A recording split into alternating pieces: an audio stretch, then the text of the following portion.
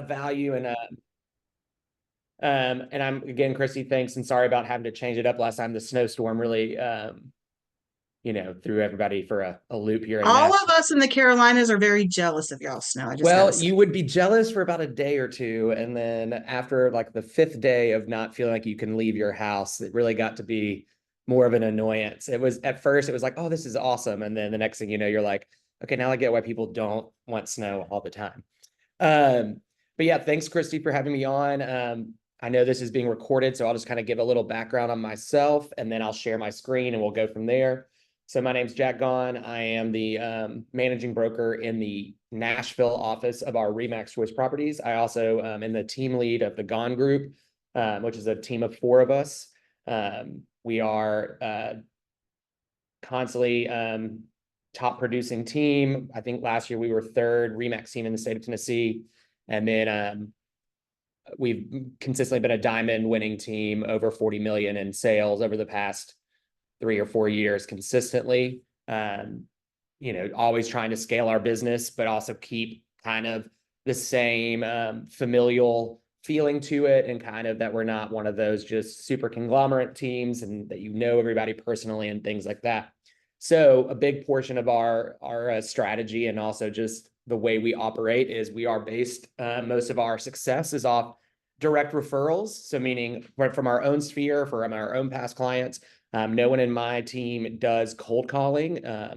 We had just found that while it works for some, that it wasn't working for us as far as both how we operate and just also the type of image that we were kind of portraying and things like that. That being said, cold calling has tons of benefits and there's tons of people who are really successful with it. So I don't want to make it seem as though that's not a good way to do it. But when we're talking about what I'm able to produce and what I'm able to show, it's always based on how do I create and build my sphere on a daily basis.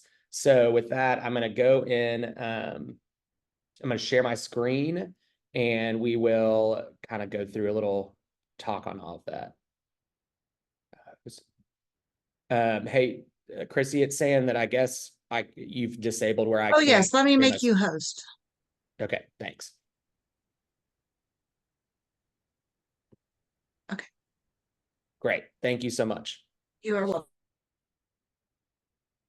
All right. Sorry, I'm at the thing. So as you see here, and I will send this to Christy, I did this one similar for when new agents, but also I've kind of adjusted it for agents who have been in the business, and it really applies to anybody. I mean, honestly, for those of you that are in the business for a while or not, you should always be kind of checking in on yourself and on your business and how your sphere is being identified. How's it growing?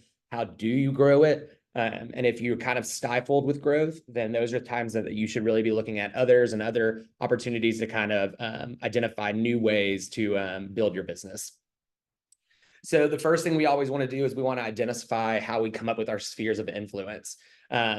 There's all sorts of people that can make up your sphere, and not every person is created equal, and not every person is going to give you the same type of business or productivity that others might.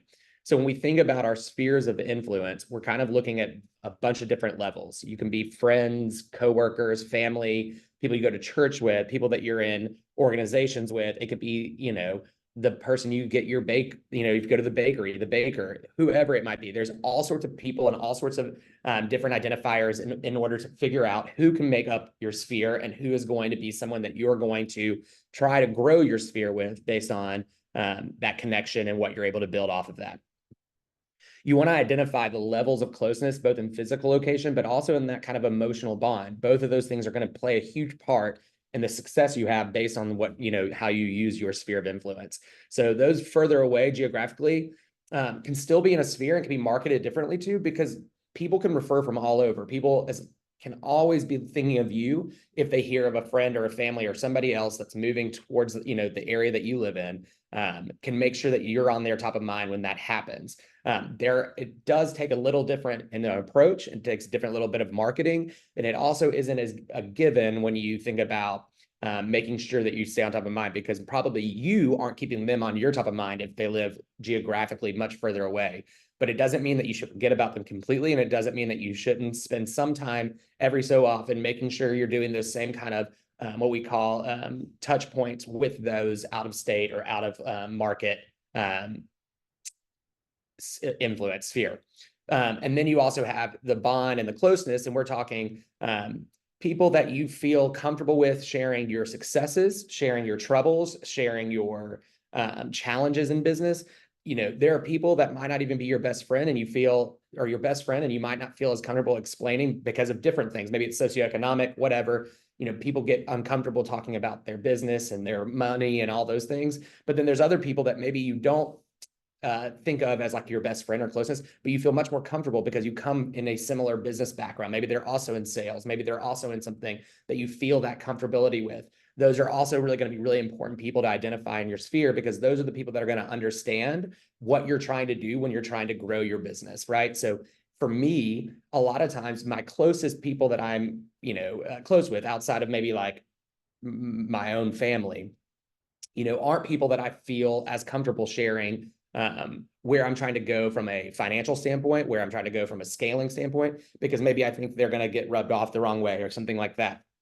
And then I have people that are in the same kind of business, whether it be in lending, banking, all sorts of things that I feel I can relate to a lot more in what the challenges that we face in this type of role in growing our business. So you want to identify kind of those different aspects of each person. This is not something that you can do in just one day and kind of make it perfect. So it's something that you're constantly going to have to really focus in on and take a sense of introspective check on yourself of who you're able to actually get type of communication with. You also have next level people. So those are acquaintances, other people in the industry, as I said, lenders, inspector, title companies. Those are people that you're going to think of as kind of like, you hope that someone is also speaking about you, or that they know of you for some other reason, whether it be through social media and things like that. And then everyone else, those are the people that you just have no way of knowing. They're kind of, in your sphere, meaning maybe they're following you on social media. Maybe they've heard about you through somebody, but you wouldn't know that because you've never met that person or anything like that. It doesn't mean that they aren't part of your sphere. What I always tell people is everyone can be part of your sphere without you even knowing it. And so that's why, your image and your perception, which we'll get to in a second, is so important, because everything you do is being monitored by somebody somewhere. And so when we're identifying our spheres of influence, we're really thinking about it in 3 levels, where it's like people that we know we've talked to directly about what we're doing. Then we have the next level is like the people that we know of us and we know of them. And then there's everyone else. And so just because you can't identify them yet doesn't mean they're not in the background kind of waiting to, make that opportunity based on what they see that you're promoting. So again, I always identify my sphere as far as marketing goes. So this is going to get a little more in the tactical standpoint. I try to always identify each year what my sphere that year is going to look like, or at least in that quarter. So I break my years up into quarters just so everyone knows. So I'm always trying to think about how I can get the amount of sales I need in order to hit my yearly goal, how many people and how many contacts I have to make within each quarter in order to hit that. So I kind of reassess probably once or probably twice a year, this sphere portion. But what I do is it's kind of about where your money spend is, where your time spend is. And that's why, I always try to make sure that we're limiting the right amount. So you have your closest group, that's 1 to 20 people. And this is where you got to think, these are people that maybe they're repeated customers multiple times, or they're people that are so close to you, your wife, husbands, whoever, that you have no doubt that they and their family or they and their friends are going to use you for that transaction. There's also people that you're going to use and can rely on to promote your business. So we'll get to that in a little bit about how growing your organic sphere. A lot of it is based on making sure your own sphere is doing the work for you. So while you also, you want to be out there and putting on social media and all these things, there's no better recommendation than something from someone else. So we want to use this closest group. So these are going to have to be people that you feel really confident in, people that you feel comfortable explaining where your challenges are and what you need from them, helping them to do that promotion, but not thinking that you're going to get nervous or squeamish about having to ask for that. Asking for help is normal. And especially in our business, you should always be looking for ways for others to promote your business for you. Then that second level, again, it's still not going to be the largest thing. It's not everyone, right? This is going to be maybe more where you've had some type of contact with them recently, or they've also been interested in maybe you post something about the market and they kind of interact with you and you notice that they interact on a more regular basis. Or maybe it's someone who's just kind of giving you that just a little bit of feeling that you think that they're in the market, or they know someone who's in the market, and it's worth your time to make sure that you're actually spending, both money and energy on those people. So you want it to be a manageable number. 50 is what I just say. It can sometimes be more than that. But you want to be a number that you can actually analyze. Are you seeing any conversions on that, right? So if I have 50 people and I'm doing all these, let's say I try to give every single one of them a CMA or something to that degree where it's going to take me time, I've got to be able to look back at it and see if it actually converted any business. Otherwise, I need to see why not. And if it means that I need to move that person out of that level of sphere, so be it. And maybe they'll come back at some other point, but I just realize it's kind of time, not well spent. And then level 3 is everyone else. And that just means that you still, again, everyone is paying attention. So what you need to do is you always want to make sure you're not just forgetting about all these extra people that you just feel like you're not getting any feedback from. But at the same time, you're not going to spend as much time. So maybe, again, it's a monthly newsletter. Maybe it's a mailer. Maybe it's a door knocker, like anything socials. Maybe you DM them every now and then, but you just don't spend all that time and energy. I don't come into the office and think about level 3 that day, right? So level 3 is where I have a monthly check-in or something like that, where I'm thinking, hey, I need to make sure I've reached out to everyone or reached out in some way, but I'm not going in every day and thinking, hey, how do I get in contact with X? That's really what level 1 and level 2 are for, right? That's where we think we're going to see that conversion and where we're going to see that money come back in the sales steps. So your first steps always is identify and filter. Again, I would spend time, going through these contacts you have. I'd go through past business and see, what kind of, even after you got done, some people think, oh, they've done a couple deals with me, right? So that's great. Obviously, that's awesome. Now I know they'll probably use me, but have I gotten any referrals from that person? Meaning, are they a good source of referral? Maybe they're just not very social, so they don't have a lot of referrals to make. Maybe, so that might move them into that second tier, maybe in that third tier after they bought, because I don't feel as though they're going to, I'm not worried necessarily about them buying from me or selling from me, but I'm not really sure that they're going to spend the time to actually promote my business. If they're not doing that, that kind of makes them not in that tier 1. We really want to focus on those people that we know, if like they're just at the water cooler in their office and somebody happens to mention that they're thinking about moving, that they are going to say your name, right? It's not, oh, good for you that you're moving. It's, hey, you should call Jack. He's the one to talk to. Okay. We also want to organize them in some form. We have KB Core as a free CMA, a CRM, I mean. But if you don't like it, or you have had another source of way, I don't care if you're writing it down in pen and paper, as long as you're going back and checking it. And you're also making notes about kind of how that contact came to be and what kind of interactions you're having with them. So for me, I use a Google Sheet that I'm able to share with my team. We keep them in green, yellow, red. We talk about, there's just little notes that'll say something to the effect of like when I talked to them last, where I think they are, who's, talking to them, making sure we're not doubling up. You want to make sure that the type of messaging is always clear and concise. And we want to also make sure that we're not inundating them with multiple people or multiple, messages if we think that we're actually getting, a good conversion out of this. You might give tags to them, right? Like, is it a buyer or a seller, where you met, their hobbies, price point. Every single person that buys a house, even if they bought multiple homes from me, always fills out a buyer information sheet. Because on it, it's going to have like, what are your hobbies, just as much as the things about what they want and what they need. Part of our thing is getting to know these clients as people more than just clients, right? So we want them to feel like family when they get done with this experience. And the easiest way for that is to make sure that we're paying attention to those extra things, such as what they're interested in, because maybe then you're able to identify new neighborhoods and new places that they wouldn't even consider, because it's near parks or restaurants and things like that. And it also allows for you to get on a personal level with that person. The more personal you have of a relationship with these people, the better chance they are going to feel comfortable or want to promote you. If they feel as though that you care about them and what they're interested in, then they're going to care and be interested in what you're doing. And for us, I always say my interest and my hobby and everything, meaning my job, is real estate. So if there's one thing everybody knows about me, is that I'm a realtor and I love what I do, right? Even if some days I don't love what I do, that's not what I'm going to be promoting out in front of everybody. So, even though they know I have other interests and other things that I do, that's got to be the first top of mind thing. So again, we want to learn about them, and we want to make sure that they know the number one thing about you is that you are there for real estate purposes, and that you are there for them in any type of situation, whether it's they need a vendor, they need somebody to come repair their house, maybe they just need an interior decorator, anything. We always want to be that source of information with anything real estate related. So that leads me to this part. This is probably the biggest crucial portion that I would ever tell anyone. And this is what I teach our agents in our office on all the time about growing an organic sphere. You cannot grow an organic sphere. You cannot organically grow it, I should say, without making sure that the perception and image that you are putting out there into the market is one of which you are a successful real estate agent. It is imperative that you constantly are giving the image that A, you know what you're doing and what you're talking about.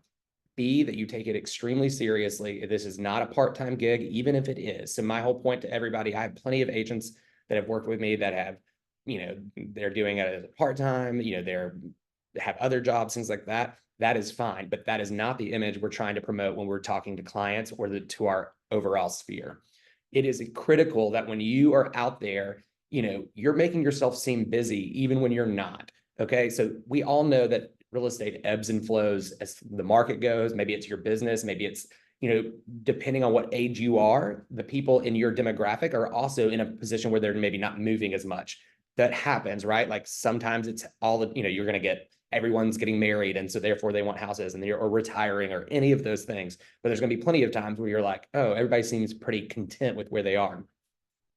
Even when you are having what I would call a down moment or a slow season, you've got to find ways to make the image and perception of you is that you are still busy and successful agent, right? So you want to find ways to educate your sphere. It could be about the market. It can be, holding buyer classes. You want to find ways to promote yourself. It could be maybe no one has to know that you sold that house 3 months ago. If you haven't posted something about it or made a big post about some great sale you did, just because you forgot to do it or you didn't do it because you were really busy at one point, go ahead and do it again. Go ahead and, take an opportunity to promote that, that win for you.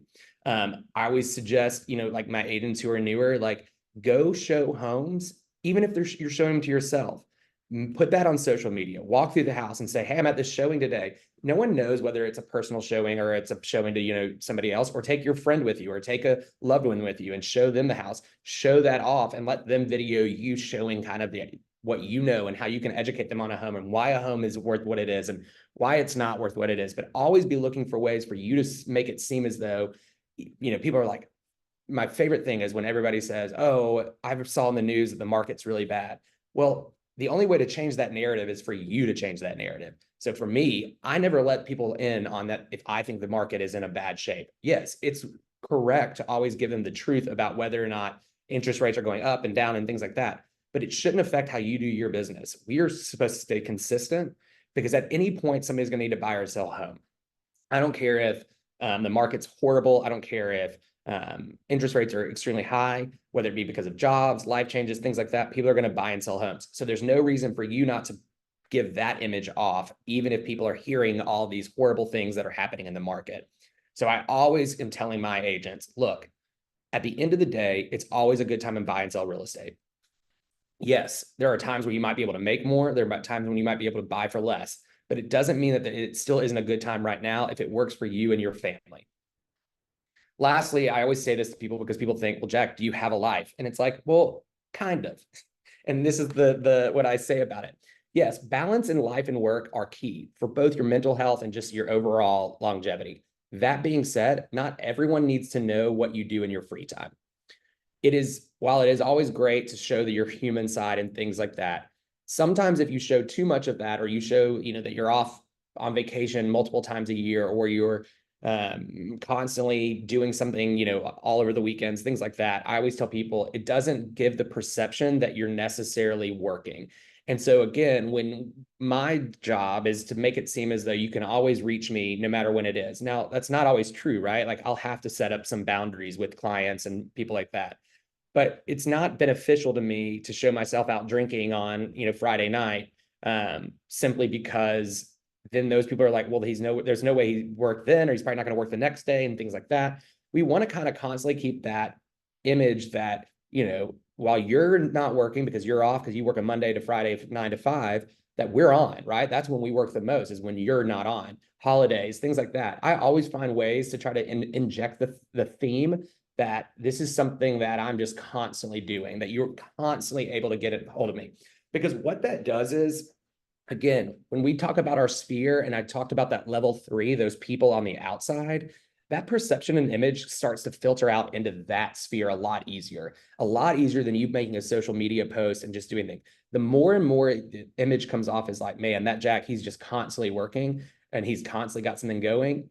What happens then is then people start to message that out for you. It's without you even doing anything. It just becomes a thing. So sometimes if I'm at dinner and I'm with people I don't know that well, I might take a text from a client, even though it's not what I want to do. So that way the conversation can then be spun over to, well, what are you, oh, sorry, 1 second. Can you give me a second? I got to finish this text to this client. Sorry, I just need to, do this real quick. Because what it does is it shows I'm there for my client, even at times when maybe it's not the most opportune for me. That starts to become a thing. I didn't say anything about what the deal was, what's going on, anything related to that specific client. The client might have just said, hey, how are you? I have no idea, but at least I'm now able to spin that in front of those other people. And again, now that image is starting to kind of get seared into their own brain about what I'm like and what I do, that they're going to be always able to get to me, that I know what I'm talking about, that people rely on me. Those are the things that I'm trying to make sure I get across. I'll take a call every now and then if I feel like it's a good opportunity to kind of, and people will be like, Jack, man, you're always on, things like that. Those are things that I'm constantly thinking about, even when I'm out with friends and family and other people. It is perception and image and perception and image. That's just the two things that mean the most. So whether you're getting involved in other organizations, chambers, things like that, those are all opportunities to really drive home what you want your image to be. Again, nobody is the same. So what you're really trying to do is make sure you're identifying yourself and making sure you're differentiating yourself from other people. And a lot of other people don't think about things like this. They don't want to spend their time talking about their business. And while you don't need to necessarily talk about every aspect of your business, that is part of sales. People need to know that you're successful. People need to know that you're working. People need to know that they can rely on you if it comes time for them. An easy way to have that done is to establish a value and niche inside the market. So as we know, depending on where you live, there's so many different types of, there's so many agents, right? So in my market, for instance, just in our association of Greater Nashville, we have over 6,000 agents, right? So if you take Middle Tennessee as a whole, there's probably about 17,000. So how do I make sure that I look or seem like they need to work with me over someone else? Well, most of the time it's by establishing that value with your perception and your image, or identifying a niche that maybe only you can serve, or you serve better than others. It doesn't mean it's the only thing you do. You don't have to say like, I just work in East Nashville, or I just work in Hendersonville, North Carolina, if you're wanting to identify other things. But it might be that you specialize in certain things, or it might be where you find that you can get the most value out of the type of marketing you're doing. Like, what is it that they are going to say makes it worth using you over someone else? So for example, these are just some down here. So high-rise living. I have an agent in my office. She came in. She had never been an agent before. She lives in a downtown high-rise. And the past 2 years, she's been a top producer, and she's only marketed to high-rise individuals. So meaning she is using what she knows, which is her own living and her own lifestyle and her own network, to really make herself a name in the fact that if you're going to buy or sell a condo, she's one of the go-to girls because she knows everything about it, because she lives it day in and day out. Maybe it's a former job that you have. I personally was a lawyer before I was in real estate. So for me, I'm constantly highlighting the fact that even though I'm not practicing lawyer, I have certain skill sets that maybe others haven't had the time or the education to hone: negotiation, contract work, understanding the legality of, the type of deals we're doing. All of those things are things I'm going to highlight to make sure I differentiate myself. So again, that then builds up that perception about me, that I'm really, really adapt to just about any type of situation. It can also be just something about your personality or your skill sets that set you apart. If you're really outgoing, gregarious person, make sure you're doing things to be involved in other portions that are outside of real estate. The real estate portion will come with it when you're able to get in there and talk about yourself and what you do. Same goes with geographical niche or the type of buyer or seller. So geographical, for instance, just means focus on your neighborhood. If you live in a suburban neighborhood, you should be focusing on that neighborhood. Join that neighborhood association. I know some people, so I know agents who will go and pay. So if you've ever been on Facebook, there might be a Facebook group for your neighborhood. I know for a fact, I know some agents who will buy from whoever created that neighborhood association, buy that neighborhood association Facebook page, kick out all the other realtors that are in there, and then it's just their free reign in that thing because they're now the admin of that thing. You know, if you don't feel good about that, that's fine. But just saying that there are so many different marketing and options out there that people are using that you just don't even realize. It could be like the buy sale trade of a certain area. I know people are, becoming admins of those. So that way they have a better control over what kind of things get posted in there. And that way they're being able to direct the messaging towards them. Buyer and seller niche. I have an agent in my office who she is a divorcee. She focuses so hard on recently divorced people and especially the women when they're getting divorced. She's talked with lawyers, divorce lawyers, courts. She's always being referred. And then it's relatable content. So when she's meeting with those people, she builds that trust so quickly because she's been through something similar as them. Those are all things that you can always be thinking about is what to differentiate yourself to then create that image you want about what kind of professional you are. At the end of the day, you still want to make sure that you are a jack of all trades, no pun intended, that you can do it all. And so even though you're going to be marketing and kind of establishing these niches, unless that's where you want to limit yourself in your business, you want to use that to then grow the other parts of your business. So once I've done the high rise thing, I want to make sure those high rise people know that I also sell $1 million homes. If it's neighborhood, making sure they know I work downtown as well. Like you've got to make sure you're getting that other message in, but these are easy ways to get that ball rolling to then move on into that growing of your sphere. So here's a big one that I always tell people is direct marketing, in my mind, is the #1 tool for me, right? So direct marketing can mean two different things. It can mean I am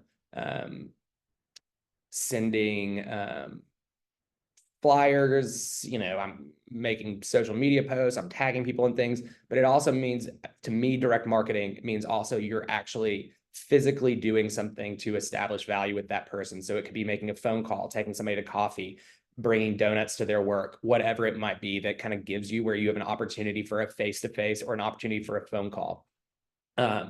So that level 1 sphere, the people that are so close to you, these are people that I hope and rely on to also help me with that exact thing. So sometimes I will create a post that is written as though it's from their perspective. So that way I'm not making them do any work, but I know that they'll feel comfortable promoting it or sending it as if it was them and ask them to do it for me. So for instance, I had a cousin who I'm really, really close with who, when I kind of got going, and even every so often, I've done it more than once. I wrote a letter about me, but I wrote it from her perspective and about what a great agent I am and all these, accolades I've got. And then she sent it to all of her sphere, so that it looked like it was coming directly from her, that it was coming something that she was promoting for me.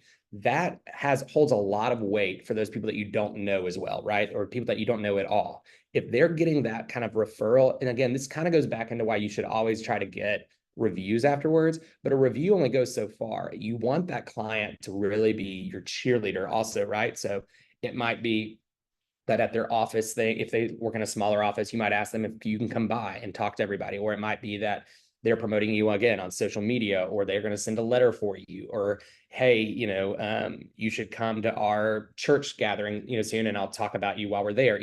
Find different ways to kind of interject yourself, but that they're going to do the work for you to kind of promote you, because those are the ways that then you kind of get that trust built without doing much, right? When we have to try to build trust quickly, it makes it harder to, establish yourself over someone else because we're kind of on an even playing field with other people. But when we're getting that personalized approach from someone that we know, from someone that we've worked with, then that makes it that much easier for you to kind of have a leg up on the competition as far as things go. That level 2, we're talking about 50 people. We want to make sure that we're doing personalized, but maybe not as big. We're not asking them to maybe do things for us per se. But maybe it's more personalized approach. Maybe it's something we, again, know something about their hobbies. We know something about their birthdays. We know those types of things. So we're constantly reaching out in those ways and making sure that we're making sure they know we're there if they need us, when they need us. And we're making sure that they know if they have any friends or family that need us, we're also there for them. Another part of that level I always treat is any kind of lenders or title companies and things like that, that I think if they were willing to refer to me, I'd be willing to refer to them. You know, there's something I always try to tell newer agents and agents in general, and I think all agents should think about this. You know, there is value always in going with established, huge lender groups and lender teams that you know just have a amazing reputation, they're big, all those kind of things. But at the same time, once a lender or a title company or whatever get too big, how do you know that you're their number one go-to agent? How are you getting that value back? You're sending them all this business, but are you seeing that return to you? So like when agents start here, if they're brand new, I always suggest to them to ask the association if any lenders have recently joined. And the reason for doing that is then you reach out to them and they're just starting out in the business. I guarantee you they're going to talk to their friends and family about starting out in the business, and people are going to be like, oh, well, I need a lender. They also probably need an agent. So you want to have a relationship with someone that's going to actually refer you business. If they're not referring you business, well, I hope your business is really great and that you don't need that. But at the same time, you're just giving away money to someone who's not doing the same thing for you. So I always am reassessing. I've changed lenders, even with if I love them, multiple times, if I felt like I was getting a better return from one lender versus the other. And I'll have that direct conversation and I'll say, hey, congrats on all your success. Congrats on everything that's going on. I just feel lately that maybe you've got other agents that, you know, you seem to be, that maybe you're sending to, or maybe you're not, but I'm just not seeing that return. And unfortunately, this other lender has been sending me a lot of business. Most will get it, and then most will maybe even try to change that. And they'll try to start sending you people. So always be kind of gut checking who you're working with on any form. I'm talking inspection companies, title companies, plumbers, all of those things. I'm always reassessing what I'm getting from those people as much as I'm giving to them, because I know I'm sending business to a lot of these people. And then again, that level 3 of direct marketing isn't really, it's a little more indirect. This is going to be drip campaigns and social DMs. I'm not talking about a post. I'm talking you're specifically reaching out to those people. You're sending to their email or inside their messages, something that gets their attention, something that hopefully gets them to respond to you. Doing a social media post or something like that, unless there's an ask behind it, is kind of like an indirect marketing, right? Now you're just posting something like, you know, 10 ways to clean your house, like things like that. While they're great and it shows that you are giving information out there, it's not really anything that anybody's going to feel a need to respond to. So when we're talking about direct marketing, we want things that are going to grab attention and hopefully have a response from. Most importantly is consistency. Once you've started doing these things, you can't just kind of ebb and flow with it. This has got to be more than anything, the most, you know, you've got to stay consistent with whatever you're doing. So if you decided these people are going to use Sphere and you're going to do something every month, you've got to do it every month. You can't just keep switching back and forth, because then it becomes, you skip that 1 month and then all of a sudden you hear that person's buying a house from somebody else. It's as simple as that. There's so many times that I've stopped talking to someone because I haven't heard back from them, only to then see 3 months later that they're buying a house from somebody else, just because at that exact day or that exact moment they saw the house they wanted and I wasn't on top of their mind. You know, don't fear that you're spamming someone or you're being too salesy. Be smart and intentional with the type of messaging you're doing, and it won't feel like that to the other person.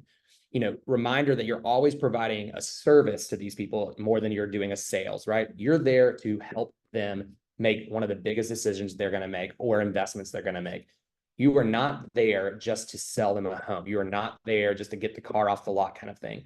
You are there to provide a service. We are there to be their therapist. We are there to be their sounding board. We are there to educate them on market, on the neighborhoods, on whether it's a good investment or not, all those things. We are providing a service. And with such, we expect them to think of us as true, you know, like knowledgeable people on so many different fronts. Doesn't make us an expert, as we know, disclaimer. But at the same time, what we want to do is we want to be the source of information. And if we don't know it, we want to be able to be the source where they get that information. So if somebody needs a vendor, if somebody needs to refinance, all of those things, we are the source that they come to first. And we want that image to be to everyone, that you never have to worry after close, before close, anything like that, that you can't come to us and immediately ask us whatever you need, and we won't have at least someone to ask or be able to get you that information as quick as possible. Same goes for rentals. You want to make sure anytime somebody's like, hey, I think I'm going to keep my property and rent it, you want to be the source of that rental, or you need to have a good relationship with a rental company, because I can guarantee you the moment you move them into that rental company, there's a good chance that conversion is going to happen later on, but not with you. So make sure you have a great relationship with whatever property management company you're using. And again, even after converting and closing, you've got to consistently communicate with those people. Just because there's something I always feel about clients who, and this goes back to consistency, right after they close, you're still constantly communicating with them. As the year goes on, it becomes less and less. As the years go on, it becomes less and less. That can't happen. They've got to still fall into something, because sometimes that can rub people the wrong way just as much as anything. While it's a great feeling when every client gets done, they're like, oh my God, can we hang out afterwards? I know realistically, just based on time and my own, friends and family and commitments I have, I'm probably not going to have a lot of time to hang out with people or be their best friend. But people are moving from all over and don't know as many people. And so they see these opportunities. So if then all of a sudden I'm just not speaking to them, they might take it as a slight, or maybe that I didn't appreciate them the way they thought that I appreciated them. So it's got to be consistent about keeping that level of, commitment to your clients, to your sphere, and making sure that they understand that even though you don't see them or talk to them all the time, that they're still the top of your mind. They're still, someone super important to you, and then they're super important to your success, and that you want nothing but the best for them. As far as when we're growing our sphere and we're trying to build it out, we always have to analyze and adjust. So this is the kind of the final step. So again, once a quarter, I'm always analyzing where my business came from. Who did it come from? What type of avenues did I use? Was there money spent? Are there specific people I wasn't engaging with that all of a sudden were engaging more, and I need to move them into a different sphere? I need to spend more time nurturing that level. If you're not doing that, what's going to happen is you're going to fall into a rut, because eventually the well runs dry, even with some of your friends referring you, right? So if you feel as though like my sister can't refer right now to me because, whatever it might be, then maybe she's not going to get as much direct attention as she would, in previous years, whoever it might be. But you have to be adjusting and analyzing those things to figure out where your source of income is coming from. If you don't, then you're going to all of a sudden be stifled, and you're going to start falling that, you have a ceiling that you're trying to hit. We all constantly hit ceilings, whether it be your first year and you aren't trying to get 5 homes, whether it's your 20th year and you're trying to get 20 homes, whatever it might be. We all struggle at certain points to get over a little hump, right? It's like, I know I can sell this many, but I never seem to get to this next number. The only way you're going to do that is by growing that sphere. And the way we grow that sphere is by analyzing where our source of business is coming from and what type of investment we're making into that, to those things. So as you start going through it, make sure that you kind of take, just like you would do like your quarterly taxes, maybe that's when you also, the next day you sit down and you go through and you fine tune comb. Also use other agents as a sounding board. Talk to them about what you're doing, what you're not doing, where you're seeing your pitfalls or where you're seeing success and where you're not, and talk to them about what you're seeing inside your sphere. Because even though we're all unique agents and we're trying to diversify ourselves, we also don't need to reinvent the wheel every time. There are things that if you see someone else is doing and it seems to be working for them, and it's not something you're scared of doing or at least trying, you might as well try it and see if it works. So like, for instance, I kept saying last year that people would be like, hey, I'll give you a free CMA, even though we always would do that. It's like they were actually marketing it. So on our snow days, I was stuck inside. I said, hey, if anybody would like a free CMA about their house, let me know. And since then, I've already converted 3 listings from that. People I've never met in my entire, like at all. Like they were friends of friends or people that follow me on Instagram. And all I did was send them through Core Present. I made it look really official, all those things. I obviously put a disclaimer, like I haven't been in your home, things like that. But let me know if you have any questions. And out of the 12 that I did, I think 3 have reached out about listing their home in the next month or so. So, there's always an opportunity to kind of be just trying something new. I've never done that before. I also used to think like, man, I don't want to spend my time or my day just sitting here doing CMAs for people that are probably just going to use it and use somebody else. Those were always the kind of things that you get nervous about. But here I was like, I'm stuck inside anyways. What's the worst that happens? I did it. Huge success. We'll be doing it yearly now. And then, yeah, as I said, always be updating your sphere and always be looking into yourself about why you think these certain people are being more beneficial to your career than not. Again, just because you're your best friend or even your family doesn't mean they're going to be your best person in your sphere. And they might not be worthy of your time when it comes to your business side of your life. Yes, they're worthy of your time and personal side, but maybe they're just not the type of person who's going to be your biggest cheerleader, or they're not going to be able to be the people that you expect to refer you as much. It could be someone that you work with in a business setting. It could be someone who's just in a similar type of job that they also are going to rely on you to help them. Those are important, just as important people. And sometimes they're more important than even those people that you think you should expect to be your number one. So when we're thinking about growing our sphere, always be editing, always be moving people into correct grouping, and always be making sure that you're being honest with yourself about where you're spending your money, where you're spending your time, and making sure that you're seeing a conversion, or at least seeing the reciprocation from that similar kind of thing. So when we get done with this, I'm not going to sit back and go, man, that took so much effort to get that client. I want it to be like, oh, this is just what happens. This client came to me. Now I'm going to get another client because of that person, or so on, and something like that. At the end of the day, all I can leave you with mainly when you're talking about growing your sphere organically is, again, perception and image, and the way you promote yourself have to be on top of mind at every aspect of your life. And knowing that, you're a great person and you have all these other interests, all those things are great. But the number one thing about you is that you're the best realtor that these people know. That's the thing that has to be on top of mind.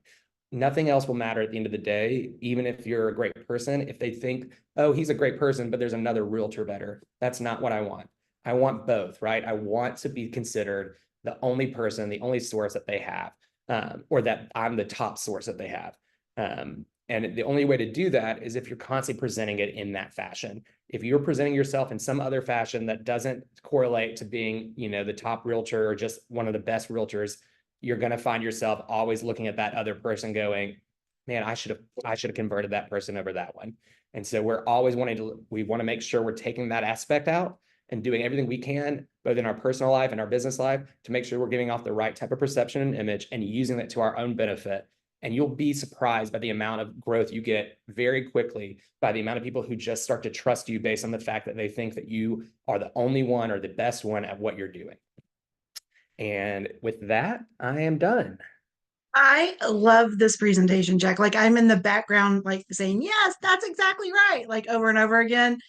Well, I'm I glad. have found out, as KV cores come in and as people have asked for training classes, the biggest thing I keep seeing, it doesn't matter which state we're in, is they are not keeping up with their list. And I don't know if it's because KV core is overwhelming.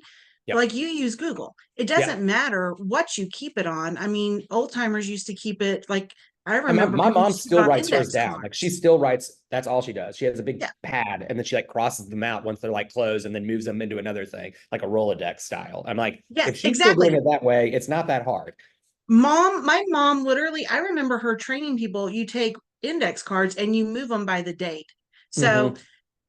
I think this is a great way to do it. And I think you guys are so successful, you make it a living, breathing thing. Whereas some people go, oh, I'm going to put this list together And and then then I'll visit it and then once you a year. don't And do that's anything with not it. what it is. Yeah. Yeah, it It's really is a living, breathing, it it's got to be moves and it changes. something that you're constantly like. My first thing every day, since the Google sheet that we all use, so if I open up Google Chrome, like my browser, that tab automatically opens, so it's the first screen that I see no matter when I start my day. Even if I have other tasks to do already, that's the first thing I have to click by it in order to go to anything else. So at least it makes me go, oh shoot, I haven't talked to that person today or tomorrow or something like that. So it has to be something that you are checking in on like every day, if not multiple times a day. If Yeah, you're just going to it once a month, it's just going to fall apart. that's exactly right. And whether people follow Tom Ferry or Brian Buffini or Right. John Sheplack or whoever, they all go back to this. Yep. Your level one can be your pop buys or whatever, however you're Yep. following and whatever they do. This is what they want you to do. Yeah. I mean, So anyway, you've thank you. got to have it. You've got to have it. It's as much as you hate telling people, you don't have to tell people, but as much as you sometimes hate like ranking people or ranking things, Mhm. at the end of the day, you make your money from where you make your money. And if you're not paying attention to that, then you're gonna stunt your own success, because again, once you start seeing where your source of income is coming from, it's a lot easier to continue to grow that than it is to then try to do 90 other things at the same time. Correct. Absolutely. Well, thank you so much, Jack. I love this class. I hope people, when you guys watch this, I hope you get a lot of information from it. Feel free to reach out to me or to Jack if you have any questions. We'd love to help you. Thanks All again, right. Jack. I All right. appreciate it. Thanks, guys. Bye-bye. All right. Bye-bye.